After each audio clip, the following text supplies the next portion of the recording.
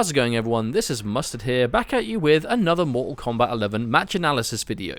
This week we saw the arrival of Jade as a new reveal to the world of MK11. She was the point of this week's Kombat Kast, but we did also see a little bit more of an exploration on Baraka, featuring some new moves that he hasn't had in other versions of the game that we've seen.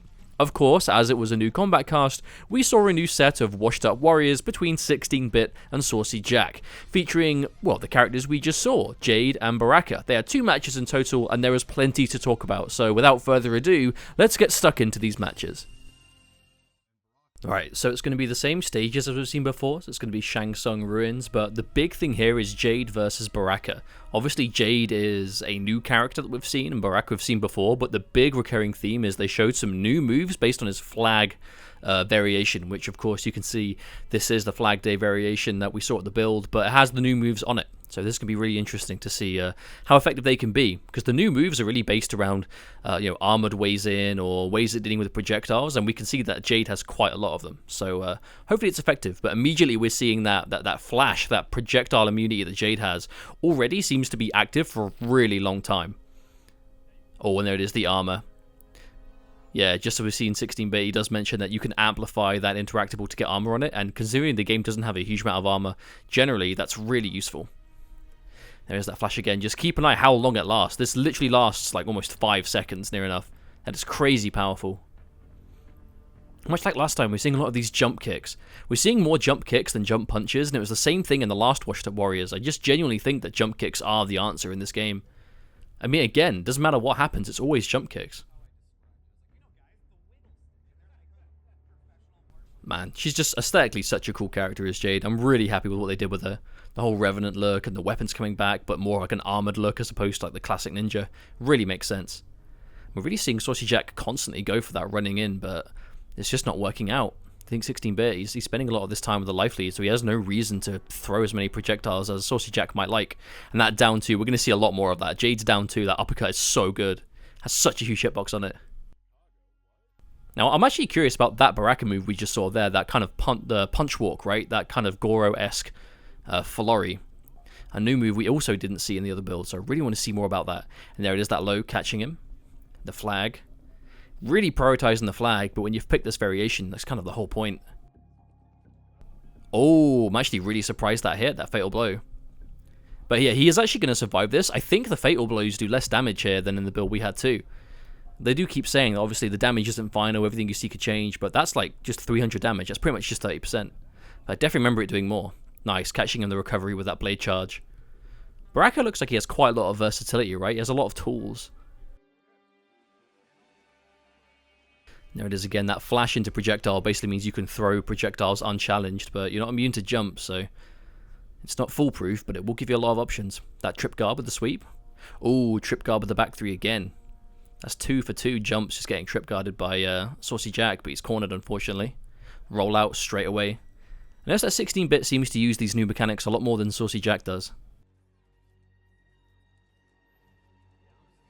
And again, remember this is that variation that 16-bit put together for the projectile, so this is a lot more full screen focused than Jade might normally be. But he's putting it to good use, he's keeping the life lead a lot of the time, he's getting that flash up so SaucyJack can't really return the favour. Okay, plus frames of the jump kick can be used into a throw, but won't matter. Oh, nice anti-air on the kick, but the amplify didn't connect. But wow, that did. Yikes! Look at that. Look at that distance. The distance they're sitting away from each other. That is the range of her down 2, and that is wild. Because like, not only is that hitting at that range, that's a down 2, and it's going to have a really big hitbox above it too. And instead at the start of the match, that's going to be a move we're going to see a lot of, and that's why it looks so powerful. Oh wait, is this this is the intro, right? This is the one where Baraka says it. World was to be shared. Oh, it is. Kitana Khan would have us surrender it. Kitana Khan. That's the one. That one line has sent people into meltdown. Kitana Khan. The lore. The interesting. Oh, wow. Yeah, he tried to hit him underneath, but the overhead just completely missed. First hit props. I only just realized it said first hit props instead of first hit bonus, because actually didn't get anything anymore. Okay, there again, that running flag. He just is armored throughout the entire thing. Now, we've seen that before. He used both bars there to amplify the chop chop, but the second amplification doesn't add that much damage. I wonder if it changes the knockdown properties. We've seen so much of that. Jade just has those long-range buttons, but her low pokes seem crazy good too. Like a down 4. There's the flash. We're seeing immediately the second 16-bit goes for that flash, SaucyJack wants to start jumping. Because 16-bit has been going flash activation, projectile, so he's going for that unchallenged full-screen game. Now that was interesting. He got that crushing blow down too and tried to get a shadow kick to extend the damage, but even on that, the breakaway worked. But there's no reason not to break away if you're SaucyJack there. You know, if you're that close to death and you have both bars of defensive meter, then again, he doesn't even have one bar back. That's the downside, right? You can try and keep yourself alive in the round, but he only just got that first bar back, like almost 10 seconds into this round. Okay, here it is again. Down 1 into chop chop. Just down 1 into special is generally something we're seeing a lot from SaucyJack. I wonder if you've got the if you have like somewhat of a safe special, then it really does work. But that roll making the interactable just miss completely. And again, we're seeing those low pokes getting so much mileage out of them with Jade, and the crushing blow because it counter hit. But you see, if just the crushing blow by itself hits, the damage amp wasn't actually that much. So I think you still have to be ready to get the special on the end of it. Another down 2. So much damage. I don't think we've actually seen that banner run hit yet. I think he's gone for it so many times, but it just hasn't worked out. Oh, wow. Man, these are two characters with like gnarly down 2s. Absolute scoop that Baraka has. It looks like one of those kind of like Jax, Liu Kang-esque down 2s from MKX. It's cool. Even the threat of the flash has got SaucyJack completely reluctant to do any projectiles at all. It's completely just shut down that option. And then it's just that raw chop chop, but no attempt to punish it by the looks of things. The 16-bit was just late. But look at that. That was a jump kick into a button. Like jump kick, down 1 chop chop, and it did almost 30%. That is so much damage for what it is. There's the flash again. Oh, there it is. The armor actually connects this time. Makes you wonder that fatal blow really is going to be the answer here. That didn't crushing blow, so he's alive. Yeah, trip guard again. Yeah, at that point it was really dangerous. I'm surprised that 16-bit didn't go to prioritize the flash there, just to not deal with any full screen presence. But I wonder if SaucyJack could have just gone for a straight up blade charge on a read. Because that's the thing, right? If you want to deal with the projectile and you just want to get chipped out, the blade charge is going to be a great option to just close that distance and then get you blocking something or have something hit you on the way up. But that was actually a really cool video.